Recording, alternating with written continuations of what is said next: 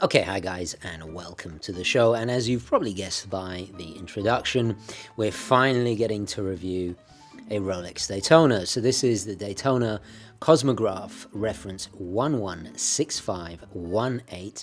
I believe this is circa 2007. Now, of course, before I get into this review, I'll just quickly do a wristwatch check. And as we're talking about Daytonas, I thought I'd pop on one of my favorite recent acquisitions, the Dan Henry 1964, which of course borrows heavily and is inspired by some of the earlier Daytonas. So this review is long overdue. I should have done it right back in the beginning of summer.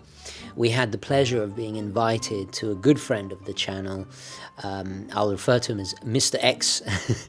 Shout out to Mr. X, who is a massive watch collector and resides just around the corner here in Queens. A very, very good friend of the channel. Big Gentry supporter. So he not only collects beautiful luxury timepieces, he actually matches them to his collection of luxury cars, including a Rolls Royce Ghost and a Ferrari Spider. He likes to wear his Panerai, funnily enough, while enjoying his Ferrari, which I think is a logical choice to Italian classics. When he's wearing his Daytonas, he tends to drive the Rolls Royce. And among his most numerous watches in his collection is several references of the Daytona, and he's very graciously lent in this Daytona in today, so I gotta say mille grazie. He recently bought, I believe he bought it used, but as you'll see, it is in immaculate condition. Now, before we get into the full review, let's just quickly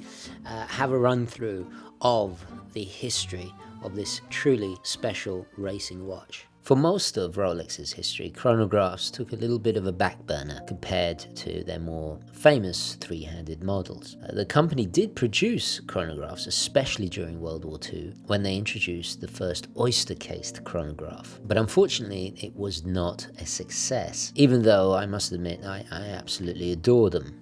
And I did do a video discussing the incredible story behind the Great Escape chronographs, the reference 6234. First launched in 1955, but neither Cosmograph nor Daytona actually appeared on the dial, and only 500 were made in each year until the 60s. It's quite extraordinary to think that these sold for only $200 during this time. And again, these were not very successful. It seemed like Rolex had kind of missed the boat compared to other manufacturers that had established themselves as chronograph specialists. Nowadays, these so-called pre-Daytonas are extremely rare. As you would imagine, just like any rare Daytona, they are highly desired. So where did the name Daytona come from? Well, the name Daytona comes from the Florida city, which at the beginning of the last century started to attracting motorsport enthusiasts for its wide beach, smooth, compact sand, ideal for land speed record attempts. The very first race was held in 1936. On the beach, many new speed records were set, especially Sir Malcolm Campbell of Great Britain was among the first successful racing car drivers on this particular stretch of flat sand, and he wore Rolex watches on both off and on the racetrack in the early 30s when he held the world land speed record. Campbell personally wrote a letter to Rolex in 1931 expressing his admiration for the watch, and in particular the oyster's durability. If you look at old pictures of the Daytona racecourse, it partially ran on an oceanfront road and the other half on the beach, which is quite extraordinary. It wasn't until 1959 that the race then moved completely onto asphalt at the newly opened Daytona International Speedway. Rolex served as the official timekeeper in 1962, 1 year prior, of course, to the very first reference, which is the 6239. In honor of this, to emphasize the watch's affiliation, Rolex nicknamed this model the Daytona. The watch was conceived specifically for racing car drivers, which explains why the tachometer scale is on the bezel and is slightly larger than its counterparts. The reference 6239 then attracted probably its most famous wearer, Paul Newman, who was a massive fan, obviously, of motor racing. His Daytona accompanied him on many races, and in the 80s the nickname Paul Newman became synonymous with this style of Daytona. The 6239 can be recognized by its contrasting colored second scale along the edge of the dial. I actually took a look at Paul Newman a couple of years ago, if you guys remember. They change hands at auction for an astronomical amount, and there's various differences between them. The original Paul Newman, of course, had the white dial with the black subdials and the large numerals in an Art Deco style. The other dial variation had small and simple numerals on the subdials, and these have also increased almost tenfold since the 60s and 70s. In 1965, Rolex introduced the screw-in pushers with the debut of the reference 6240. These sealed the watch's case nearly as hermetically as the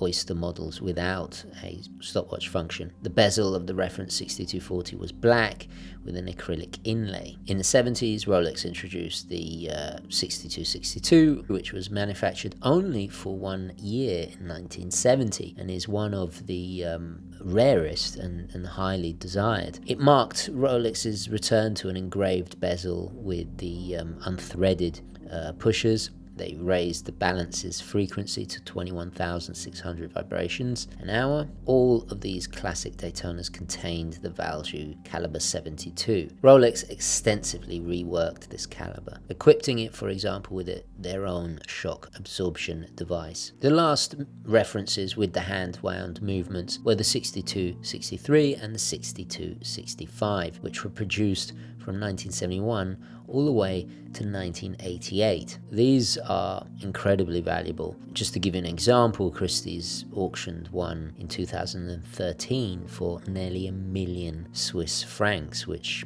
I think was a record-breaking amount at the time. Then in 1988, it's probably the biggest leap or change in the evolution of the Daytona. The most notable difference in this breakthrough year for the Daytona was the increase in size from 37mm to 40mm. Sapphire glass obviously replaced the plexiglass, but the most important novelty was really what was going on under the hood, so to speak. Mechanical hand-wound watches seemed dated, especially as quartz technology had since surpassed them.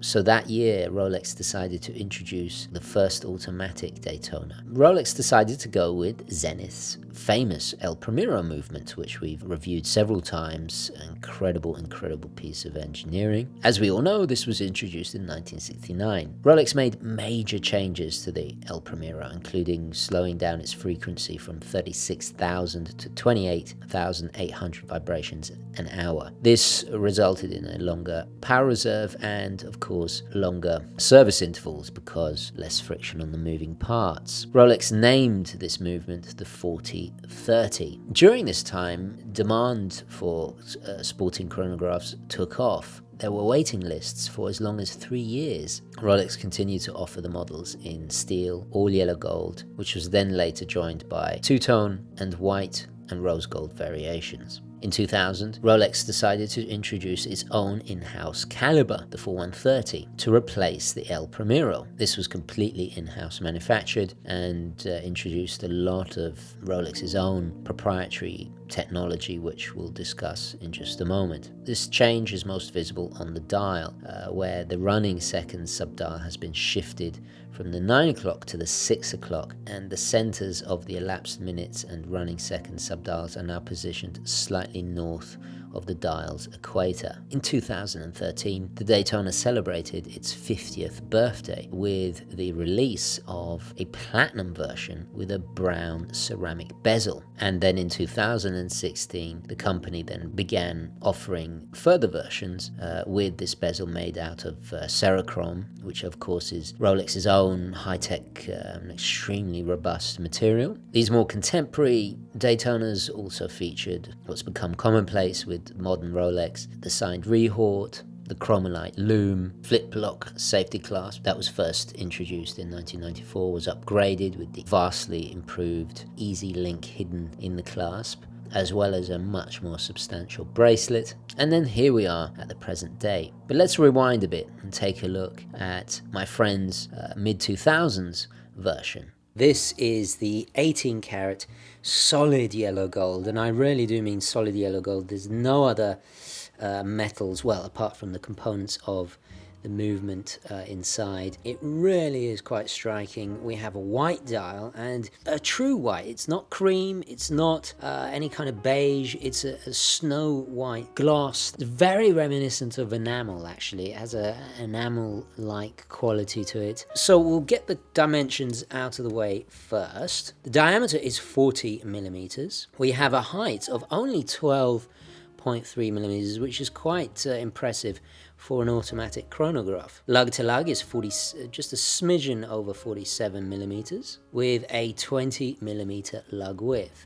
So really quite a traditional size and hasn't changed at all since the 80s. The entire case, with the exception of what would have been the bracelet, the inner part of the bracelet, is entirely a high polish, and it's a mirror polish that's just beautifully done, absolutely exquisite. There is a tiny bit of engraving on the bezel where the lacquer is applied. We have a very wide bezel with a tachometer running around the outside, of course. This particular reference comes on what I would describe as a kind of marmalade orange, almost verging on cider in color, leather strap with beautiful white stitching to obviously to match the dial. We have just a simple, being in the mid-2000s, it's the older clasp with a little fold over, a tiny bit of brushing, but mostly high polish. The crown on the fold over actually acts as a little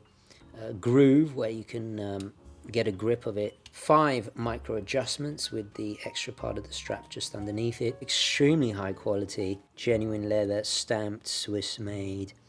And the construction of the clasp, despite being rather rudimentary, you can see there's all the hallmarks, is quite weighty. The actual watch is really, really solid feeling. We'll discuss how it wears in just a moment.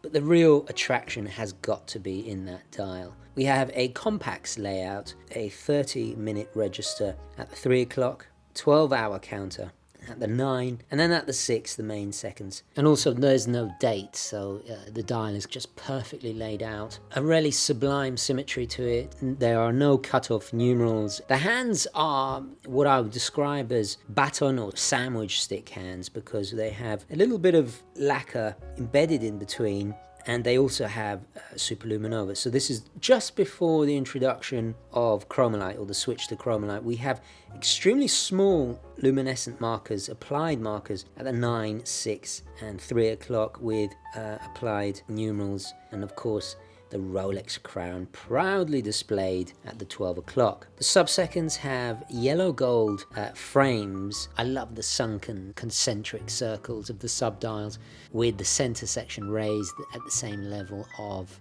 the main dial. It is without a doubt a distinctive calling card, a signature design feature. The only differentiation in color is Daytona written in red, almost ruby red, something that definitely has remained unchanged since the early ones. We have an arrow-tipped hand for the seconds of the chronograph. The arrow hand length is extremely precise and rarely reaches, which gives 1/8 of a second precision. The inner ring framing the dial is actually brushed. A minute and seconds track running around the outside there. If we look at the profile, we see a very substantial crown with the triple lock. This is a screw down crown. Its water resistance is an impressive 100 meters, and we also have screw down pushers, which is fantastic because not only do they increase the water resistance, if you're timing something and you don't want to accidentally push this again, you can lock it back down and continue timing. So they have a double benefit to them. It's very ergonomic, and that trademark Rolex winding action, it's just unmistakable. On the back, my friend Mr. X has not removed the sticker, so I excuse the appearance, but it's a solid screw down with no engraving, the standard of a Rolex, with that brushed finish we all know so well. This particular yellow gold has a very rich luster to it. And believe it or not, Rolex is the only watch brand in the world that has its own gold foundry. And this just demonstrates Rolex's unrivaled commitment to the highest quality materials. The way the subdials, those rings, play with the light, almost with a sunburst effect, is quite dazzling. The glass is a flat sapphire glass that protrudes just a little bit above the bezel, and we see that beautiful beveling on the edge of that bezel. It's gorgeous. The lugs are your typical oyster case lugs that unmistakably Rolex, and it's nice that it's not too chunky at all. So let's unscrew the pusher and have a little play about with this amazing movement, because despite its luxurious look, inside beats a very, very impressive bit of horology. I'll do a slow motion shot so you can see, but it is flawless. No jumping, no staggering. It's almost immediate. It's just seamless and perfect action. Let's just reset it again. So what is in this handsome beast of a watch? Well, inside we have the caliber 4130 column wheel chronograph movement. Now, presumably the move towards the 4130 was in a kind of race to become 100% in-house, but also possibly issues with servicing the Zenith-made caliber. So what Rolex did, they actually reduced the number of parts and simplified the movement in a very clever way. It has 60% less parts than the previous Zenith movement. The Rolex engineers managed to reduce this 60% by simplifying the minute and hour counter systems. Traditionally, there were two distinct mechanisms. They achieved this by integrating it into one single module, judiciously placed on one side of the movement with an off-center clutch. This patented solution, it also saves space and makes it possible to house a larger mainspring, and thereby extending the power reserve from 50 to now 72 hours. This mainspring, which is, as you guys know, is the energy source of the watch, can be replaced without the whole movement having to be disassembled. Additionally, efficiency of the self-winding mechanism has been substantially enhanced, notably with a system of new generation reversing wheels that allow more efficient bidirectional winding. This movement is of course hackable, and we do have manual wind. It's 44 joules operating at 28,800 vibrations an hour, and marks the first time that Rolex used ball bearings made from ceramic in the automatic bidirectional winding system. The caliber 4130 performance stems particularly from the use of a vertical instead of a lateral clutch to activate that chronograph. This new solution functions on the principle of two discs, one above the other, which work together by a direct friction contact and offer significant advantages. These are extremely precise in the starting and stopping of the perfectly smooth running chronograph seconds hand to function for long periods of time with no negative impact on the precision of the watch. So this vertical clutch enables you to run the chronograph central seconds for your main seconds if you so wish, so you can run it without any detriment to the wear and tear of the movement. The oscillator, the strategic heart of the movement and the guarantor of its precision, also took advantage of some rather telling innovations. A large balance wheel with Rolex micrometric regulating system via the microstellar nuts. This of course is regulated to COSC and is very much in keeping with the intrinsic architecture of Rolex calibers. It is held in place by a traversing balance bridge which is fixed at both sides to improve resistance to shock and vibrations. We also see an independently developed shock system, but unequivocally one of the most spectacular developments introduced to the oscillator of the new Cosmograph Daytona is the Parachrome hairspring, which I've discussed many times before, but just to go over it quickly again, it was developed, patented and entirely manufactured by Rolex. It has exceptional qualities that greatly increases the precision of the movement. It is also insensitive to magnetic fields, and extremely stable when exposed to temperature variations, and is largely unaffected by the thousands of small shocks a watch is subjected to on a daily basis, while remaining 10 times more precise than your typical hairspring. So all of this comes together beautifully in one of the most impressive movements. And the previous Zeniths, masterpieces in their own right, but here comes Rolex with their typical innovation and no-nonsense approach and dedication to absolute performance, precision, reliability, and they deliver tenfold with this, quite literally. And the movement isn't overly decorated. I mean, we have some beveling and pelage, but it really is all about performance, which goes back to its very, core roots of being a racing chronograph. But the big question remains, how does this bad boy wear? Well, let's pop it on the wrist. Now, as you guys know, I have a 6 1/4 inch wrist. But I have to say it wears marvelously well, even on the smaller to medium wrist. It has an amazing presence. I can't get over the weight. It weighs about 130 grams. Obviously, gold being a lot denser and a lot more weightier than stainless steel, you really do feel it. Just to give you an idea, most watches with a full steel bracelet are about this kind of weight. It's a lot slimmer than I thought, and I think that's probably one of its biggest positives. You could certainly wear it for formal attire, and yet it's robust and durable enough to deal with any playboy lifestyle you so desire. So yeah, very, very cool, and has been extremely fun couple of days playing around with this. I must say it is extremely glossy with that finish. There's a lot of light play with all the different angles. It's blingy without actually needing any real bling. So let's take it off the wrist and summarize the watch. So we'll start with the positives, as we always do. Well, it's undeniably the pinnacle of racing chronographs. I mean, it's the king. It really is. It is incontrovertibly the greatest racing chronograph ever made. Its legacy, its heritage, it's an enduring icon that has evolved wonderfully. It's a classic design that is always going to be in favor. The feeling of luxury you get is unmistakably there. It's extremely well crafted. It's going to hold its value. It's always going to be in demand. But beyond the actual status and what it represents underneath the hood, you have a marvel of Rolex that absolutely typifies the mastery of Rolex to make some of the best watches in the world. Its versatility has got to be mentioned. It's robust enough, with its water resistance and its sturdy performance for any situation. I mean, from the boardroom to the swimming pool, versatility, that is undeniable. I also got to say, I love its size.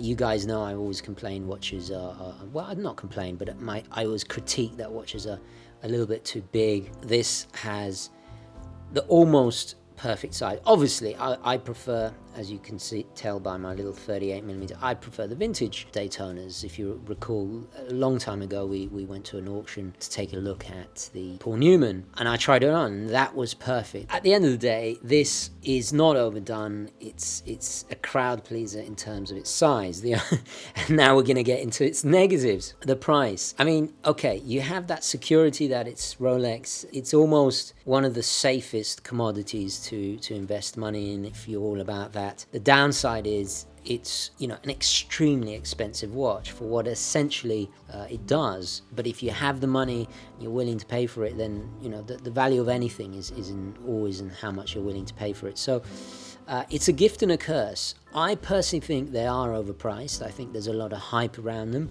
and I consider that a disadvantage, a negative. My biggest critique of this particular version is I feel there's just too much text on the dial, a bit too busy, lacks the cleaner, more subtle layout of some of the vintage models. Less is definitely more. Also, it has to be said, the mirror finish on the bezel, I would have preferred it to be brushed because it reflects light so much. It slightly to the detriment of its legibility. I think a brushed bezel would have contrasted nicely from the rest of the high polish case. Another slight criticism, I've never been a fan of these solid end links. However, I've slightly been converted here because it does assist the transition from the strap to the case. It's nice not to have that, you know, not to be able to see through it and see the rather unsightly edge of the case there. However, it makes it look heavier on the wrist, but, you know, not a massive negative. Also, we don't have that much luminescence on this. And lastly, the perception of this watch. It's one of the most faked watches out there, along with the Submariner. It does have that kind of bit of an obnoxious quality. I try to think of a better word, but everything we attribute to the negative side of Rolex, there's always going to be that stigma, that connotation. It does lack the understated class of the vintage models, but then again, that's probably just down to personal taste. However, my friend is as I said, is a huge motoring enthusiast. He's an avid collector. He respects the craftsmanship, the mechanical prowess and mastery that is in this watch. That's a true watch collector, a true watch enthusiast. I find it a little bit sad that sometimes people buy these just for what they say and don't really fully appreciate what's going on in here and the magical, I mean, truly inspirational, wonderful bit of engineering as well. But, you know, as I always say, who cares what other people think? At the end of the day, if you're wearing this and you love it, that's all that matters. It's a stunning watch. It's a little bit too blingy for me. Have I found the new grail? No, actually, personally, I'd rather go with the Zenith El Primero. That would probably be my favorite, but I have to say, I have enjoyed wearing it. Obviously, I mean, I can't deny that. Again, massive thank you to Mr. X. Mille grazie per questo. Veramente era molto speciale per avere questo miracolo di orologi. So we'll leave it there. Thank you so much for watching. Please let me know your thoughts, queries, comments, opinions, all the rest of it down below. Oh, and which is your favorite Daytona reference? Let's see if we can't review it. Oh, and I'll have more of Mr. X's watches. He has, I think, some Panerais and some, I think he has the President as well. I can't remember if it was platinum or... But anyway, yeah, so stay tuned for many more. I'm going to leave it there, guys. Please don't forget to like this video if you enjoyed it and found it useful. And as always, guys, I will catch you in the next one. Okay, ciao. This is a public service reminder for the good gentry. Please follow us on Instagram, join the Facebook UGWC group, and click on the bell to keep notified of new videos. Don't forget to keep it positive, keep it gentry, onwards and upwards. Thank you.